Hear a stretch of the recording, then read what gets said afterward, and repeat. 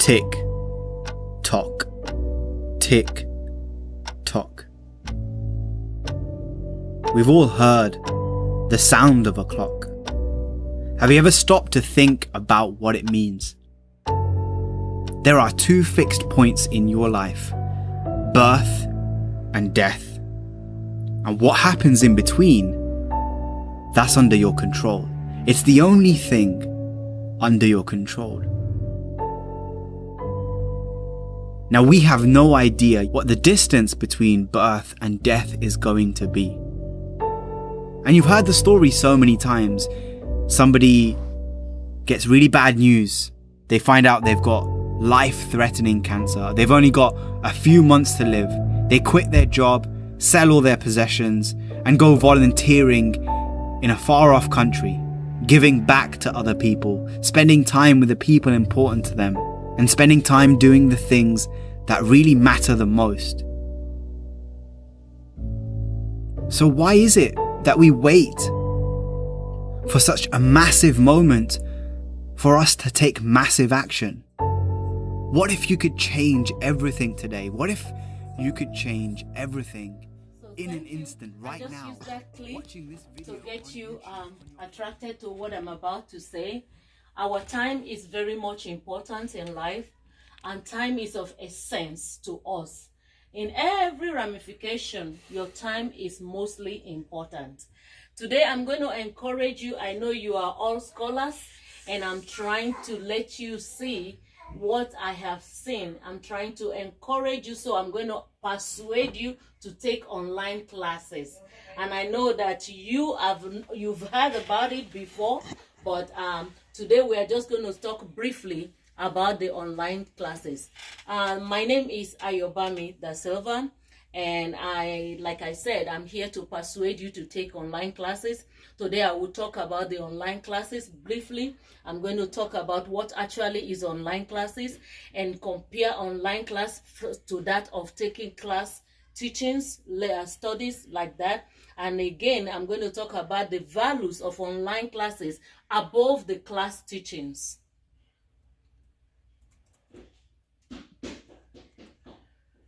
Online classes. Online classes is an educational classes that people take from their homes that gives them some flexibilities or relaxed mood, contrary to that of going to classes.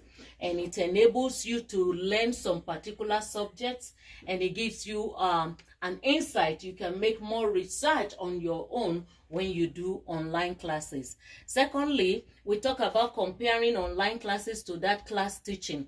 The biggest difference between the online classes and the class teaching is actually both of them looks alike, but there are some little differences that makes them different.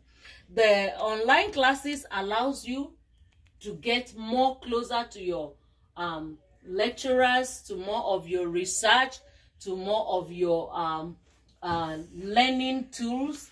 Rather than you going to classes, you have more understanding in what you're doing, and you discipline yourself. He acquits you with more of the discipline because you're doing things on your own. Online classes can be identified as being a teacher on its own, because you don't actually see your lecturer, but it gives you typical understanding of what the teacher wants you to present, for they give you more responsibilities when you do online classes. The third one I was talking about is what is the value that the online class is giving you. So studying online classes on your own, you see, it allows the conveniences that you no longer have to find a way to your class, run to classes at a particular time, do homework, you have to meet up this, you have to meet up plus traffic, and most of us are working class people. Combining work and going to classes might be hectic, but online classes give you the flexibility to relax in your home and do more. So I'm giving you some snapshots on it. The first one I want to talk about is that we already agree that studying online gives you more flexibility. You can work and fit your work schedule with your day-to-day activities. Second one we talk about is it lets you discipline yourself. It gives you more responsibilities. And what you say, who says that you cannot have your own time at your time? That is not, there's a proverb that says you cannot have your own time at your time. But when it comes to online, your responsibility is that you discipline yourself to work like somebody is actually looking over you. You see, so it develops your self-responsibility, discipline. The second one we talked about is that you are closer to your lecturer's professor. Is called the tech savvy way. And then the last one is the comfort of your own.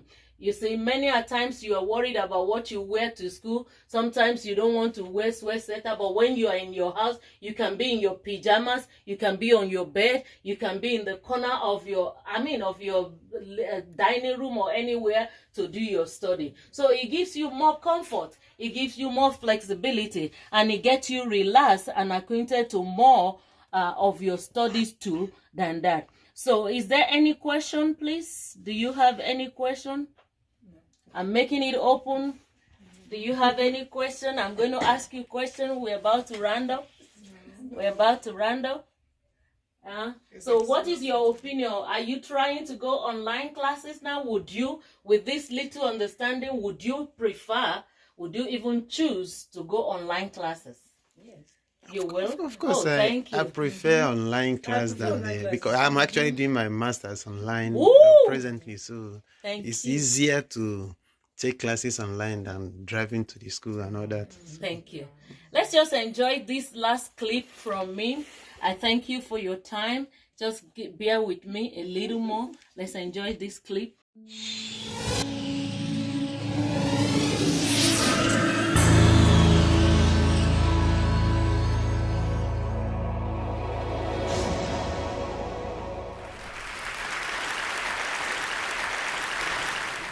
Like many of you, I'm one of the lucky people. I was born to a family where education was pervasive. I'm a third-generation PhD, a daughter of two academics. In my childhood, I played around in my father's university lab. There's been much discussed in the last few years about the rising costs of healthcare. What might not be quite as obvious to people is that during that same period, the costs of higher education tuition have been increasing at almost twice the rate, for a total of 559% since 1985. This makes education unaffordable for many people. Finally, even for those who do manage to get a higher education, the doors of opportunity might not open. Only a little over half of recent college graduates in the United States who get a higher education actually are working in jobs that require that education. Tom Friedman, in his recent New York Times article, captured in a way that no one else could the spirit behind our effort. He said that big breakthroughs are what happens when what is suddenly possible meets what is desperately necessary. Andrew teaches one of the bigger Stanford classes. It's a machine learning class, and it has 400 people enrolled every time it's offered. When Andrew taught the machine learning class to the general public, it had 100,000 people registered. So to put that number in perspective, for Andrew to reach that same size audience by teaching a Stanford class, he would have to do that for 250 years. Of course, he'd get really bored. So, having seen the impact of this, Andrew and I decided that we needed to really try and scale this up to bring the best quality education to as many people as we could. So we formed Coursera, whose goal is to take the best courses from the best instructors at the best universities and provide it to everyone around the world for free. We currently have 43 courses on the platform from 4 universities across a range of disciplines, and let me show you a little bit of an overview of what that looks like. Welcome to Calculus. 50 million people are uninsured. Models help us design more effective institutions and policies. We get unbelievable segregation. So Bush imagined was high, and what she's trying to say is that people take more class online than going to class. And it's much more profitable because it allows you to actually increase your knowledge and education background. Since there is no question for me, I really want to say a big thank you again, once again. Thank you so much for your time. I sincerely appreciate you, and I wish that you stay online with your classes. Thank you.